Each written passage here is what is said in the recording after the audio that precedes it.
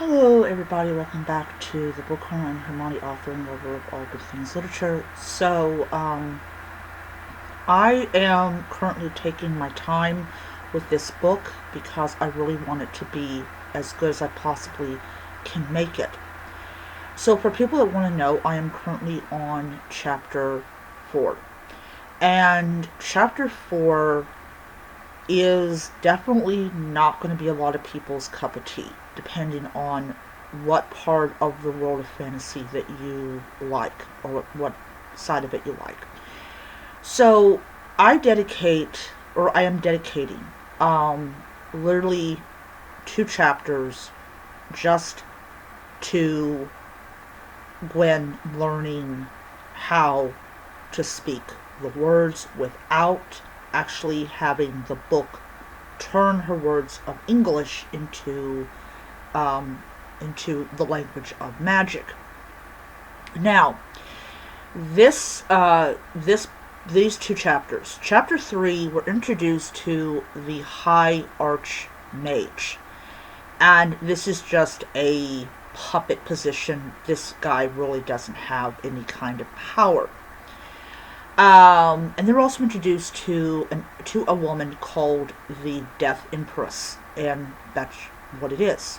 She's an empress. She's not a queen. She is an empress, though some might say empress and queen are the same, depending on who you talk to. But I'm not going to really talk much about that particular interaction between these 2 characters. One who has definite power and one who is a puppet. But we're talking about what I had decided to do with the book, and that was take my time with Gwen learning the system. Now, before I even started her actual training session, which is it is most of chapter 4 and it's most of chapter 3 and it's all of chapter 4.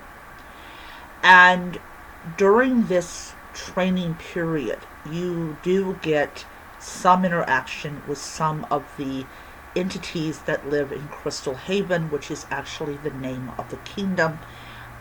This is the place. This is the source of magic. And the reason that I take my time with Gwen learning the magic system is that I wanted to have room to show off some of the creatures that Gwen encounters, to really drag the story in that area as long as I could. And one of the biggest things that I did is I went and I said, I want to really capture or try to capture the essence of the world in which Gwen now finds herself in. Another aspect that I definitely explore in these 2 chapters is grief. So there are scenes in the book, during the course of the book, not just these chapters, but the course of the book, where Gwen encounters grief in different kinds of ways. And it's important for her to see these people in their most vulnerable times, when these clans and these sub-clans are working to increasingly make the people's lives insanely more difficult. So one of the things that not modern, but classic fantasy talked a lot about was, one of them was like grief. Either that or one of the other books did it. But you also get a sense in more of classic literature that there is, like, especially fantasy, when you have someone who is like powerful and over everyone, you get the sense that people are trying to find a way to try to make the world a little bit better of a place in their little corner of the world. I also do take a lot of advice from other YouTube creators, like not making everything so descriptive, not not overly explaining things. People like hard magic systems, which I do hope that my system is like with hard magic. Um, so it's one of the things that I really, really am working on is to make the world vivid and detailed, but not too detailed, like the changing skies, like from blue to like pink and purple and gold and all that type of stuff. But I definitely explain like the mountains and the where her and her mother are staying, and kind of like the feeling that she has when she realizes that she's never going to see her friend graduate from high school, because she doesn't know how long that she will be in this world, and she doesn't know if she can ever come back. And that is something that really weighs heavily on her during the course of the story, is will she ever be able to come back? And one of the things that I decided, now I'm still going to finish writing The Shadow King. That definitely is a book I'm definitely still going to publish. But I feel like that this is the book, the one I'm currently writing right now, that's going to be the the fantasy book that I find myself more invested in. I do have an outline of every chapter of The Shadow King, so I don't really have to worry about like not being able to get back on the wagon and all that type of stuff.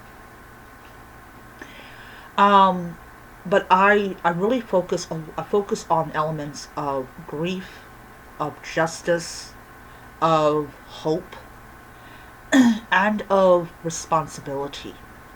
And the idea that, oh yeah, and definitely friendship, but responsibility, that she knows right from the beginning. She doesn't have to be told by anyone that she has a responsibility to learn how to control her magic. And so we leave it at that. And yeah, I'm going to have like the misty woods and and all the stuff fantasy lovers love about their fantasy books.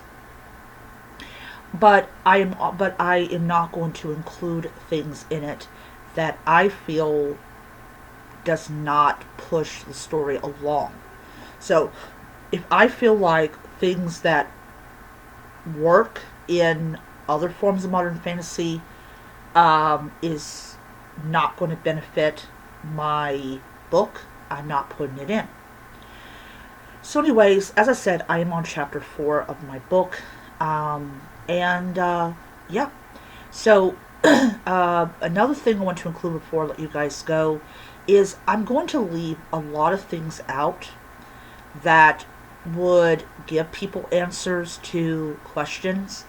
Like, there is a king that the Archmage mentions in, or the High Archmage mentions in the beginning of the 3rd chapter. And I'm going to tell you without, and I know this is not going to spoil anything, you're never going to see him. Never. He's never going to appear in any of the books that I write. He's just going to be a name, you know he exists, but you never see him.